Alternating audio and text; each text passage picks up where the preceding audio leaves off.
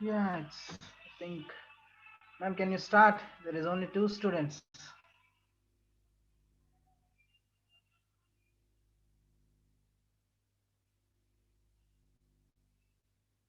She is not there.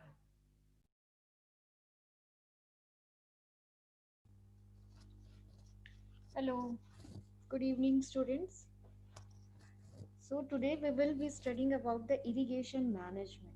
Okay, and today I just give you a brief introduction about the irrigation management, and maybe I will complete this whole chapter in 6 to 7 lecture. Okay, so first of all, I will be telling you what is the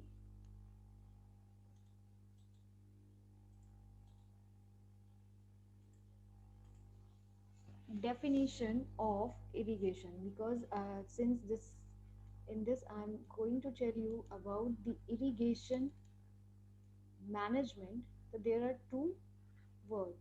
The first one is the irrigation and the second one is the management. Okay, so this irrigation is simply we can say the artificial application of water when the plants or the animals, anyone, and we also, we are getting, or the natural application of water is there or on the ground surface, then it is known as the rainfall.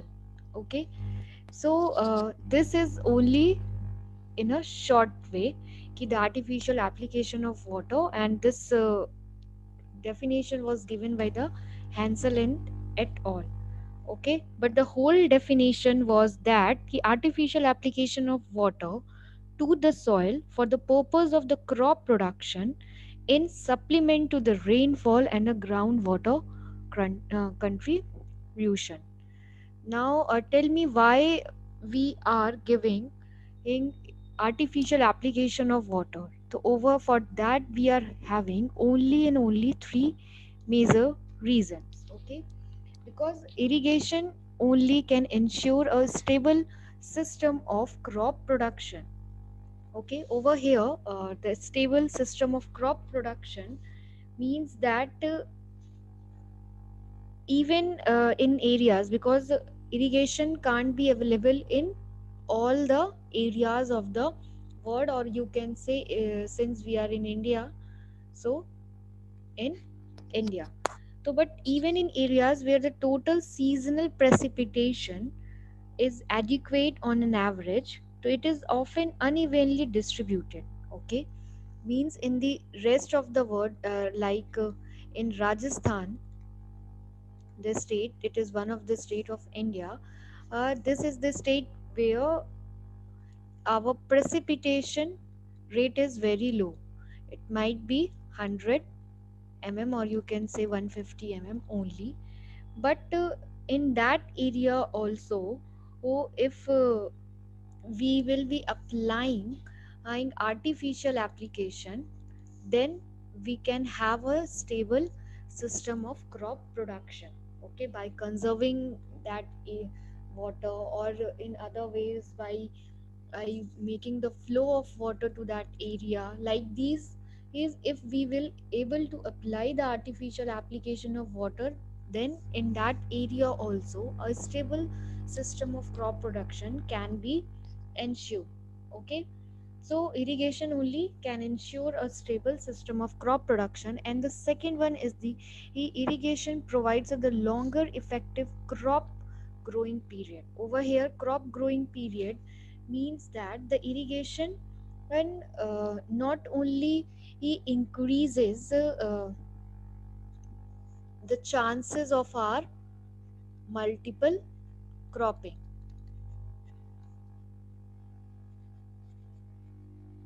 So, multiple cropping over here means we have the longer effective growing period. Okay, means in Kharif, usually in all the states we can grow a crop. Okay, but since only in Kharif naturally application of water plants can get very easily. So we are usually taking the crops in the kharif season, but in rest major season, the rabi and the zaid one, we are not taking any crop. And if we do the conservation practices, then we can go for the rabi also. Okay. But then also in the zaid season we can't grow or we can't take any crop because of the less soil moisture, or you can say because of the very dry conditions of the soil. But if we are applying the irrigation, we can arrange the artificial application of water, or we can go for the multiple cropping also. Okay. Then the last reason is the additional inputs become economically feasible. Okay. Eh, uh, Over here with the security of the cropping under the irrigation, and whatever additional inputs we are applying to the soil, they all become economically feasible.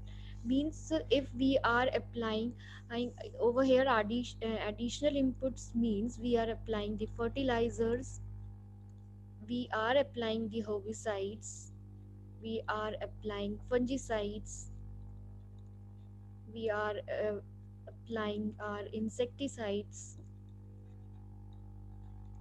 also we are applying some rhizobium culture according to the crop. Okay. So these all become feasible only when we are having one crop up as at the end,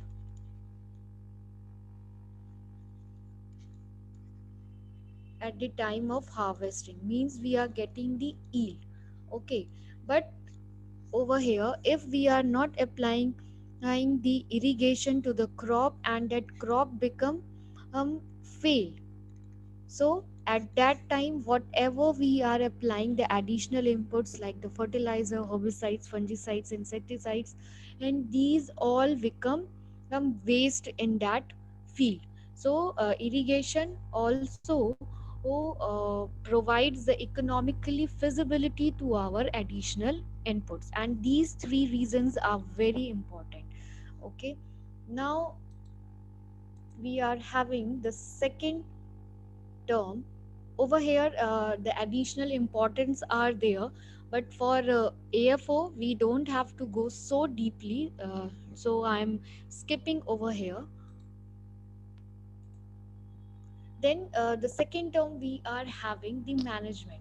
So in a simple word, the management is the regulation or the regulating the activities. It is the activities which can regulate it our various resources for its efficient use and a better output. Okay. So in a simple way we can say that the allocation of all the resources for the maximum benefit, means what in the management we are, if we do anything or we manage anything very properly, we will be getting the maximum benefit, and also we can achieve the objectives. And over here since we are talking about the irrigation, so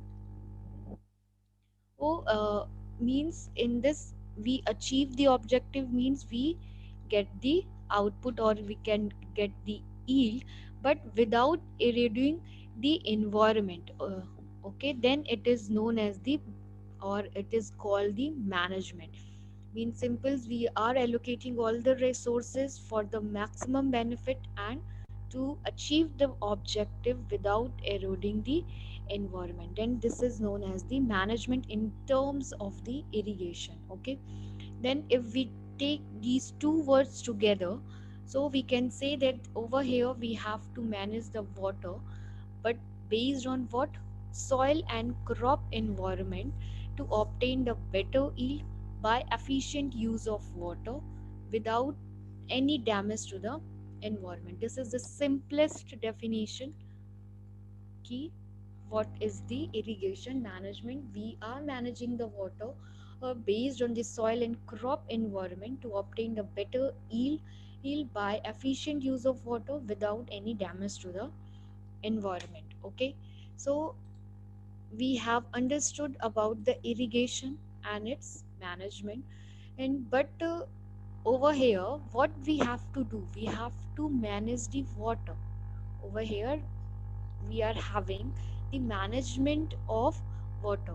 So what is the importance of water to the plant, that also we should focus. Okay, so over here we can say that the importance of plant importance of water to the plants, in that we can say the plants contain the 90% of water in their cells. Okay, and that 90% of water is going to provide the plant the turbidity, and it also that 90% of water, or it make the plant erect, or you can say it keep the plant erect.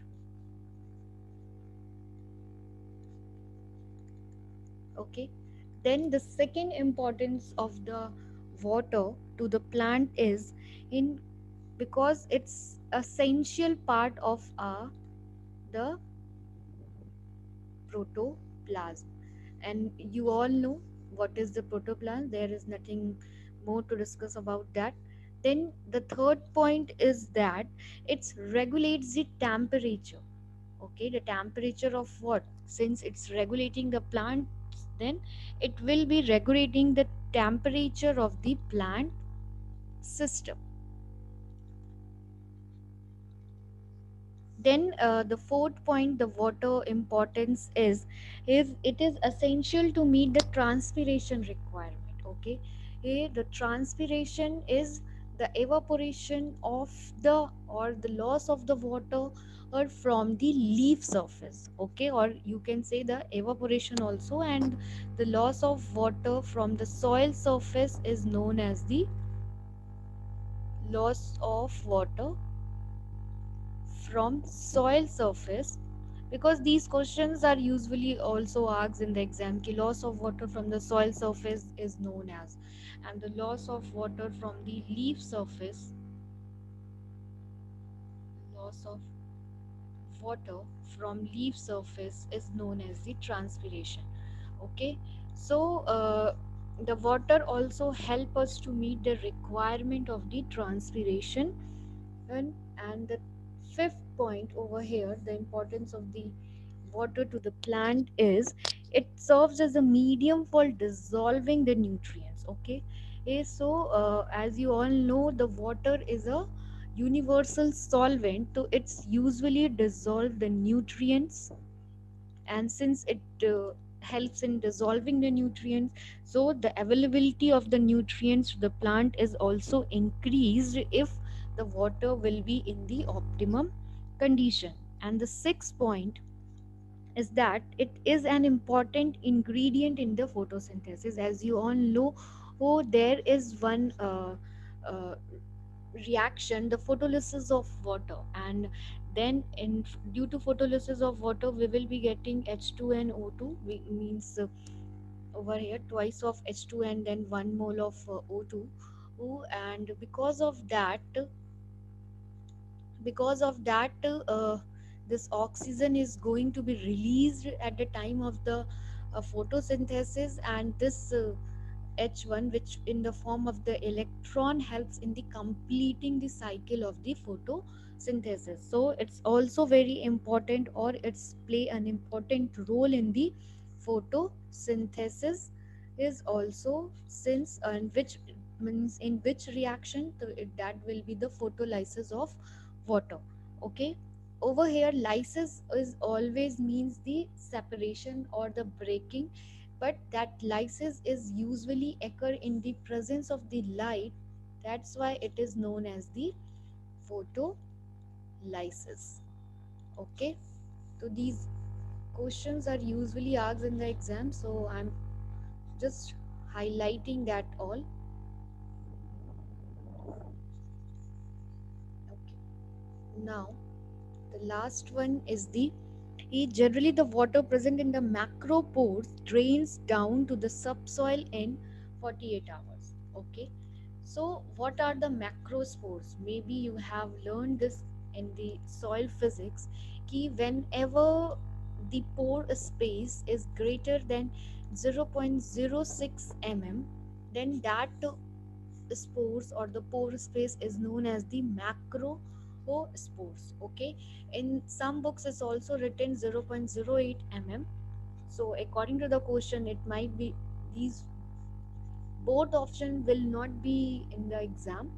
So if 0.06 is written, then greater than, then you have to go for it, and if 0.08 mm is written, then you have to go for that. The macrospores are usually of this radii, and this macrospores, the water in the macrospores is usually drained out in 48 hours. Okay, and that is also known as the field capacity.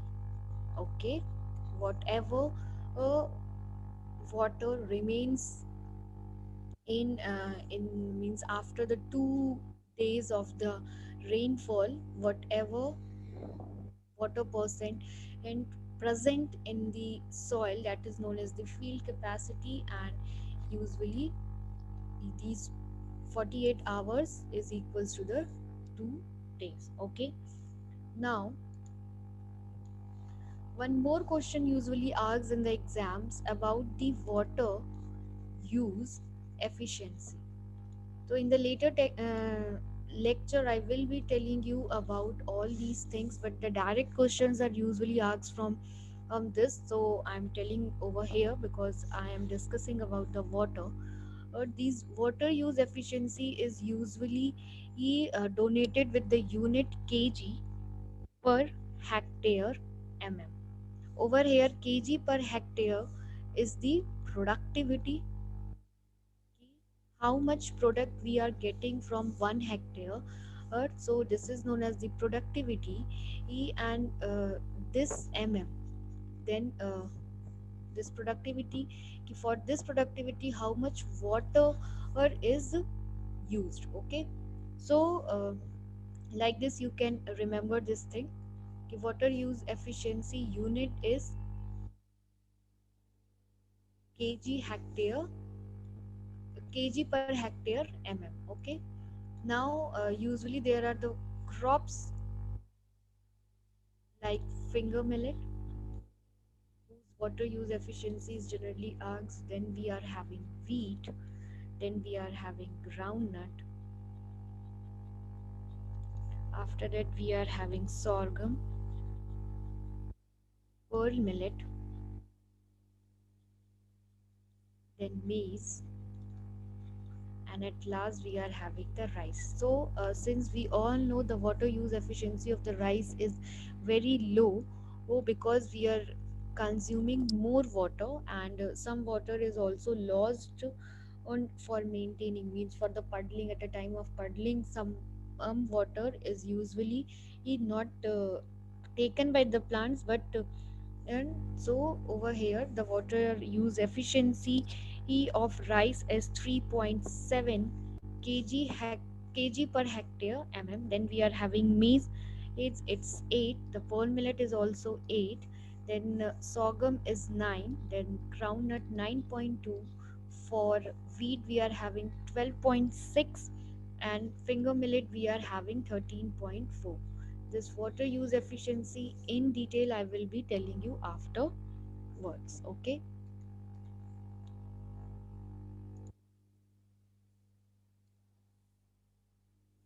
so we have understood the irrigation and then management, and then both together, and also we have seen in the importance of the irrigation. Then we have what are the roles of water to the plant. Okay, if we have to study the irrigation management, then before that we should have the knowledge about the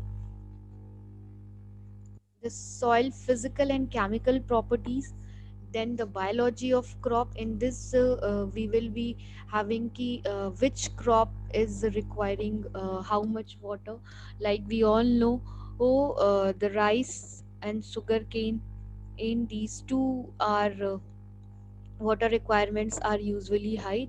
For this sugarcane it is 2000 to 2500 mm, and for rice also it is 2000 mm. And so in this way, the biology of the crop plant we have to understand. Then quantity of water available. Well, this we will be discussing in this section only. How much water is present. Water present in the world, and then water present in the India. Okay. Then we have to focus about the time of application and the method of application. So this two section we will be completing afterwards, means the next lecture. Then we are having climatological and meteorological influence of what on irrigation. Okay. At the time of calculating or to understand the method of application, or this different quantities of irrigation water, or we have to focus on these terms. And then at last, the environments and its changes due to irrigation. In this we can have the drainage is, and the soil problems which can be reclaimed through the irrigation. And like these things we will be discussing in this chapter, means in the seventh lecture. Okay. Now, since you are preparing for the AFO exam, and in AFO exams we are having the current affairs. Okay. And in current affairs we will be asking about the ministry also. Okay. So I'm over here just giving a brief introduction about the Ministry of Water Resources. So before 1984, in January, this Ministry of Water Resources is earlier was means this water resources was formed due to the bifurcation and of Ministry of Irrigation and Power. Okay.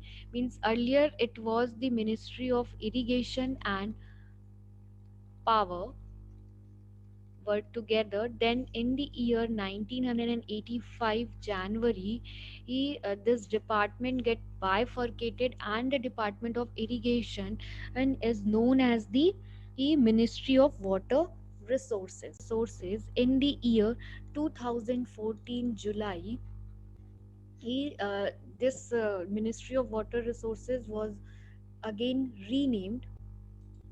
And then this Ministry of Water Resources now known as the Ministry of Water Resources, River Development, and Ganga Rejuvenation. Okay. In the year 2014, in Ministry of Water Resources was renamed in this is in July 2014. Then again on 14th June 2019, this Ministry of Water Resources, River Development and Ganga Rejuvenation and were renamed as the Ministry of Jal Shakti. And this Ministry of Jal Shakti has have two departments. First one is the Department of Water Resources, River Development and Ganga Rejuvenation, and the second department is the Department of Drinking Water and Sanitation. Okay. And usually this Ministry of Water Resources, sorry, Department of Water Resources, River Development and Ganga Rejuvenation is usually making the National Ganga River Basin Authority for conservation, development, management, and the abatement of the pollution in the river and its tributaries. Okay. Means over here we are, means in this department we are focusing on the conservation, development, management, and the last one, abatement of pollution. Okay. So abatement of pollution of which river? We are mainly focusing on the river Ganga and its tributaries. Okay. Now, if ministry is there, then over there we will be having different ministers. Okay. So the union minister for the Jal Shakti is present time in in Shri Gajendra Singh Shekhawat is there, the Union Minister of the Jal Shakti, and then we are having the Minister of States for the Jal Shakti, and that's and the present one is the Shri Ratan Lal Kataria. Okay, and this Department of Water Resources, River Development, and Ganga Rejuvenation. In this, the Secretary is Shri UP Singh. Usually these questions ask, that's why I have covered the Ministry of Water Resources in this lecture. Okay, now we are having the introduction, means whatever is from here our chapter begins.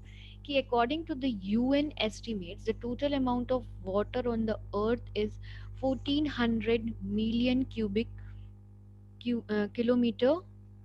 cube. Okay, one back please. Okay, wait a minute. Do you have any query in this? The, from the 2019, the Ministry of Water Resources is known as the Ministry of Jal Shakti, and this Jal Shakti is having two departments: Department of Water Resources, River Development, and Ganga Rejuvenation. Okay. Okay. You will be getting the videos also now. If something is missed, you can go through the videos also. Okay.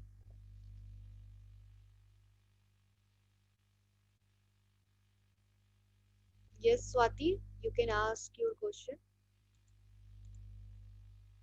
Okay.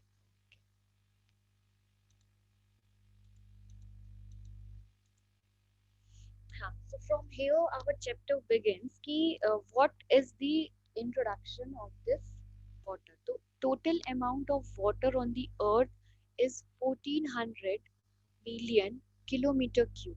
Okay, and this is the volume of water, or which usually cover the earth's surface 3000 meter depth. So this is the estimation of UN, and UN means United Nation. So what is the United Nation? We should focus on that, because in the current affairs, UN have estimated this thing or that thing is usually given in the current affairs. So it's United Nation is the international organization, okay, which was established in the year 1945, and in this, in 193 member states are there, and the headquarter of this UN is in New York City. Okay, and this over here is the logo, or the, you can say, emblems are over here, and these are the leaves, olive tree branches, the leaves of the olive trees, and then we are having one, two, three, four, and five concentric circles, and then it's showing the map of the world, or in a azimuthal equidistance, means it's all, these five concentric are the azimuthal equidistance projections are there, and this is the map of the North Pole.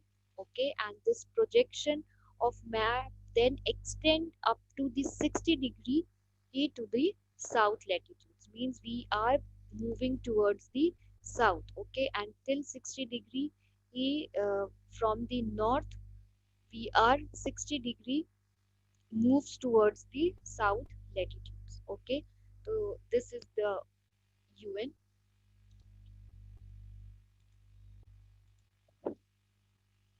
Then over here we have seen the water volume in million kilometer cube. Then over here we are discussing about the water percentage. Okay, how much water are present over where. So generally water is usually classified into the fresh water and the salty water. As you know, the oceans are covering our 97.39 percentage of water.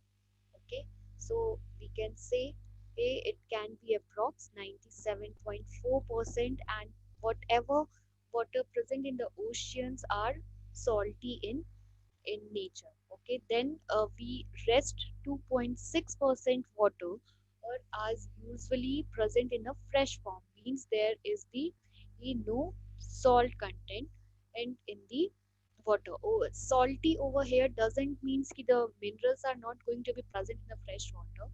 Or usually the salt concentration and is described in the EC, which you will be studying in the problematic soil. Well, the fresh water 2.01% present in the form of the polar ice or the icebergs and the glaciers, and then 0.58% are present in the form of groundwater and the soil moisture. And then in the lakes we are having fresh water or 0.02% of these all are in the percent. And then in the atmospheric water means all whatever the water present in the form in vapor form in the atmosphere, that are usually 0.0001%. Okay, so you can say that this polar means 2.6% and means the total is the fresh water, and out of this 2.01% is the polarized, so that can constitute your 77.23%, and fresh water are usually present in the polar ice form. Okay, and the rest 0.58% of this 2.6% are usually constitute 22.2%, and water which are usually present in the form of the groundwater and the soil moisture. I hope I have made all the things clear over here. Then over here we will be seeing about the precipitation and the annual potential evaporation. Precipitation over here means since we are having the land surface and the water are present on this earth, so some portions are usually due to the sunlight, the sun rays usually fall on the earth and it helps to evaporate these water present on the earth. Okay, then the cloud formations are there. This is known as the evaporation. Then over here the condensation process will occur. That water vapor form is usually converted into the water form, and then that water form are usually fall on the earth in the, and that process is known as the precipitation. Okay, and usually this precipitation is having different forms. Okay, so the highest in India, we will be discussing the highest rainfall in India is occur at means the range is there, or you can say the measurement of that rainfall highest is 11 and 690 mm, 1100, sorry, 11,690 mm is there, which are usually present in the Meghalaya.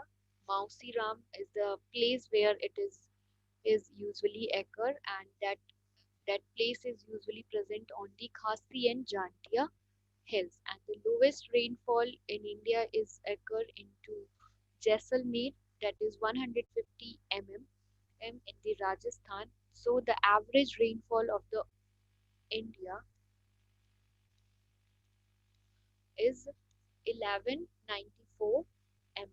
Okay, then the annual potential evaporation of India is in 1771 mm, and maximum annual potential evaporation is usually occur in the Andhra Pradesh, is that is the 2052 mm, and the minimum annual potential evaporation when occur in the state Jammu and Kashmir okay, that is 1239 mm. Okay, so over here I have discussed the precipitation, then I have discussed the evaporation.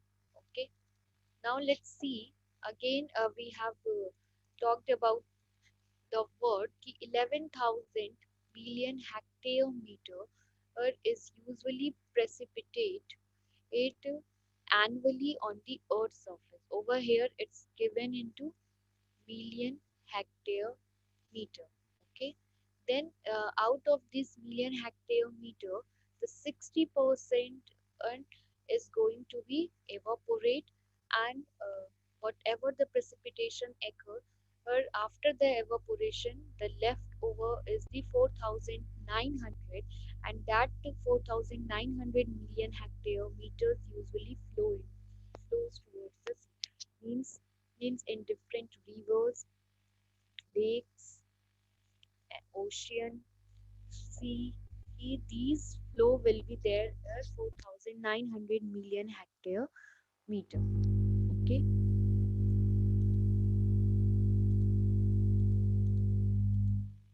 now we discussed about the water resources in India. Since we all know the total geographical area of India, okay, it is 329 million hectare. But over here, hectare means 10,000 meter square, and we know that in the previous slide we have discussed the average rainfall is usually 1194 mm, and if we are going to convert this mm into meter, then it will be 1.194 meter. So for calculating the precipitation we have to multiply the total geographical area with the average rainfall. So we can get over here if we multiplying it in 2,394 million hectare meter. Since over here it was hectare, and if we multiply it with a meter, then this unit is also going to come with it. Okay. Now this is uh, will be in the form of the rainfall only, this contribution. But if we talk about the snowfall contribution, that 8 million hectare meter is additional. Okay. So the actual, or over here you can say the exact total, this will only with the precipitation, this will be the total precipitation actual, or the total precipitation, that will be 400 million hectare meter in India. Okay, since and now this 400 million hectare meter total precipitation is usually classified into southwest monsoon, which is 300 million hectare, and with the rest of the year we are having 100 million hectare meter. If you have studied the agrometeorology, then you all know there are the different types of rainfall in India. According to the, means the classification is usually according to the month of the, you can say, or the direction of the rainfall usually occur. Okay, whatever you can say.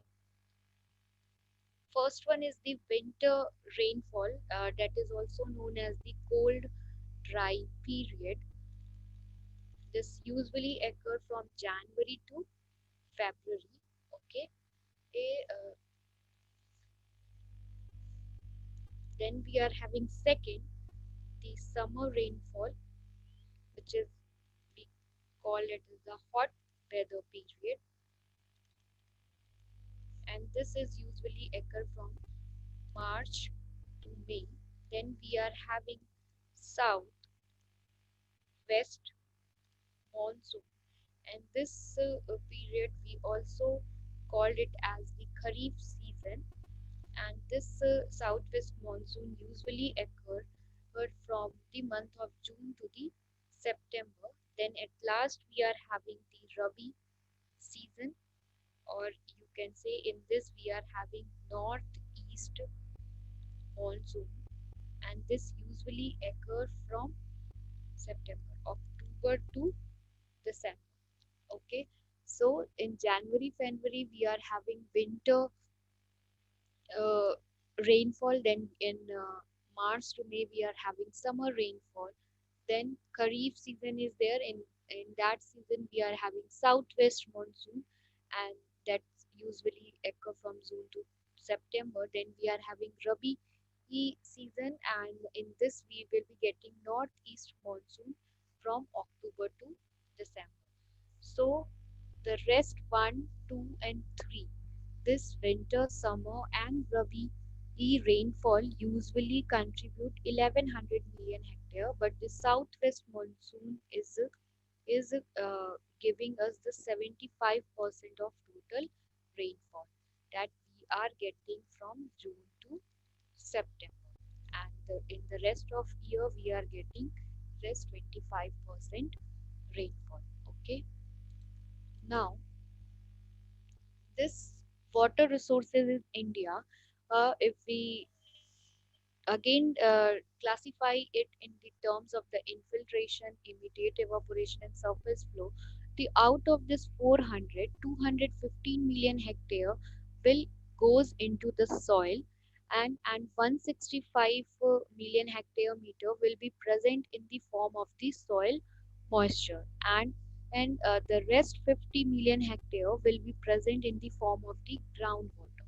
Okay, it 70 million hectare meter will immediately evaporate, or with some time it's going to be evaporate it back to the atmosphere. And then in the surface flow we will be getting 115 million hectare, and out of that 115, the surface flow over here, it should be surface flow, and it should be the snow form.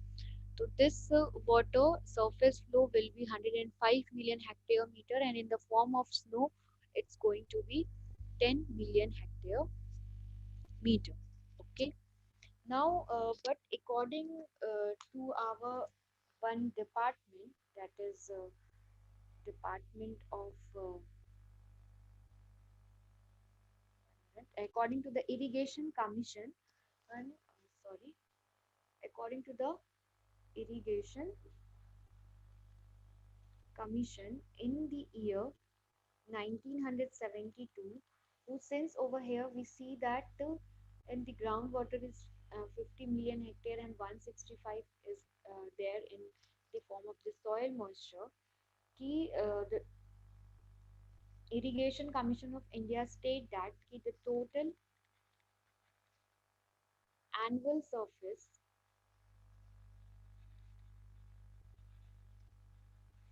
flow in India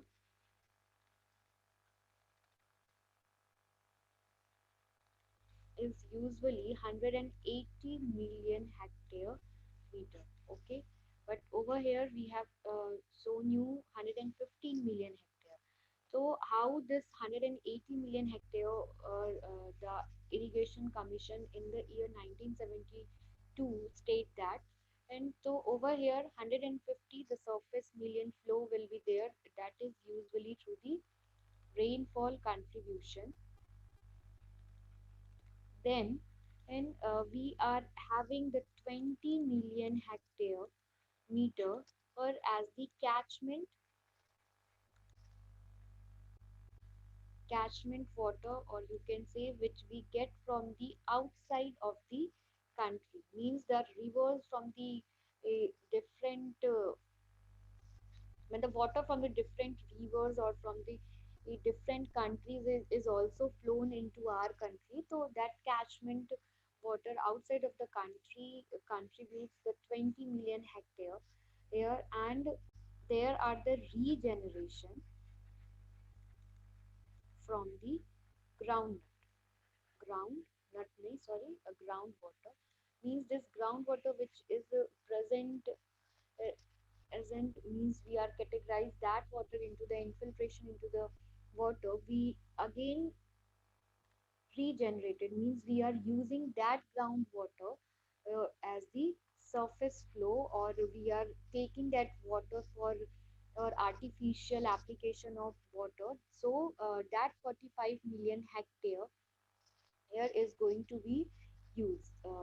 Now if we calculate it, 115 plus 20 plus 45, now 5501 carry, and we will be getting 180 million hectare meter. So this irrigation commission, whatever he states, it is actually including these two extra water. Okay.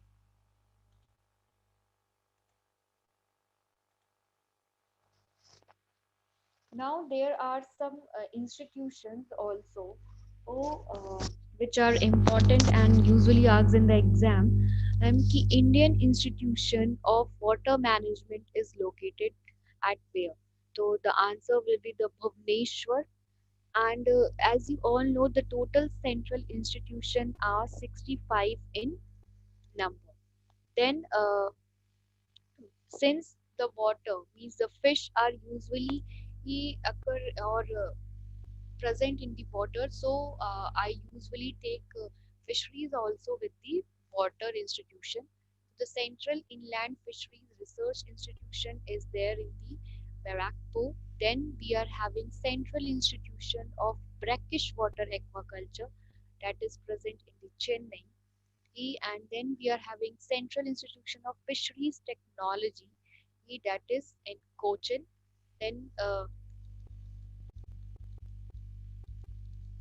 Central Institution of Freshwater Aquaculture, and this freshwater aquaculture is there since brackish water aquaculture is in Chennai, but the freshwater aquaculture is there in the Bhubaneswar. Okay, then we are having Central Marine Fisheries Research Institute, that is in Kochi, and then at last we are having Directorate. Okay, Directorate of Cold Fisheries Research, that is present in the Bhimtal. So these are the central institution and directorates which are related to our India, okay, and related to the water only. Then we are having this important international agricultural research centers, and these international agricultural research centers total, well, they are 15 in number. Okay. But International Water Management Institute is there in the Colombo, Sri Lanka, and then we are having again fish is also I'm used to take with the water. So this World Fish Center, that is also known as the ICLAC, that full form is International Center for Living Aquatic Resources Management, that is in Malaysia. Okay. And we have to learn and or we have to know about a famous book which is related to the irrigation, and these books are usually asked in exams also. Ki the irrigation theory and practices is written by, so the answer is the A.M. Michael, and agricultural drainage is written by the A.K. Bhattacharya.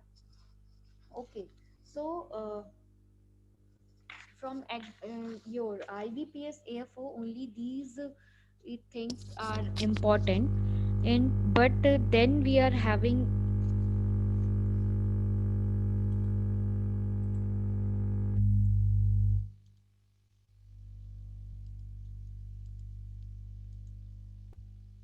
different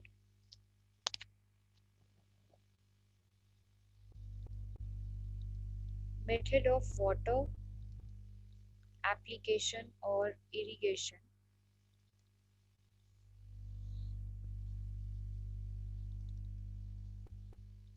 Okay.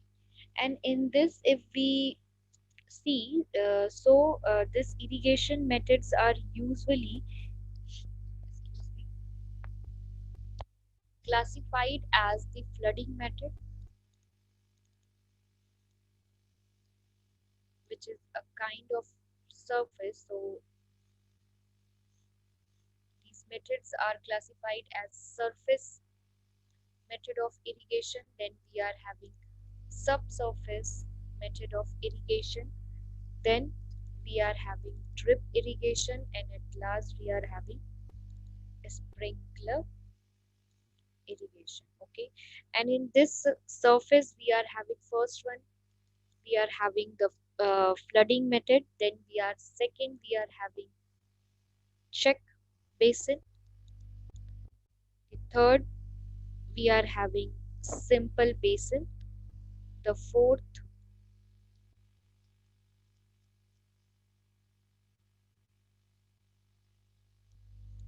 we are having border irrigation, and then at last fifth we are having furrow. These all are in the surface irrigation. Okay, then in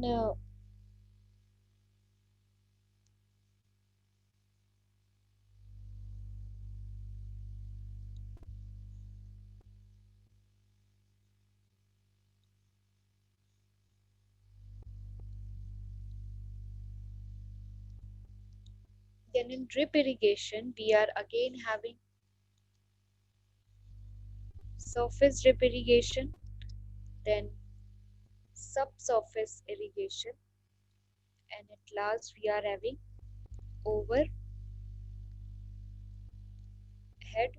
drip irrigation. Okay, so these are the classification for the drip irrigation for the, and at last in a sprinkler we are having micro sprinkler, or you can say overhead sprinkler, then we are having rain gun, and at last we are having center pivot sprinkler or a central pivot irrigation method. Okay, in this surface irrigation, if we see further to this surface irrigation, I told you we are having five classification. One by one I am telling their different parts also. The flooding we are having, and in this we also have the wild flooding. Okay, then we are having check basin. The third one we are having basin, and in basin we are having two different parts. The first one is the straight or the contour, then we are having border, sorry, in border we are having straight and contour. In basin we are having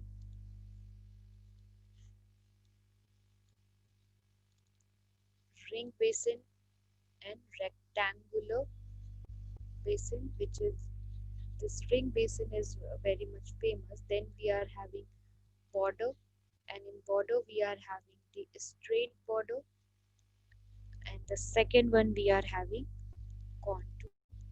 Then last fifth part we are having furrow, and this furrow may be of two types. The first one is the deep furrow and corrugated furrow. Okay, and this deep furrow also get classified into level, contour, and graded. Okay, and this corrugated is also classified into level, contour, and graded. So this is the overview of the different methods of surface irrigation, which is important from the EIBPS AF. Okay, so rest I will be discussing in the next class, because only two students are there, and may might be for the rest of the students it will be difficult to understand. Okay, so do you have any doubt, students? So you can ask me.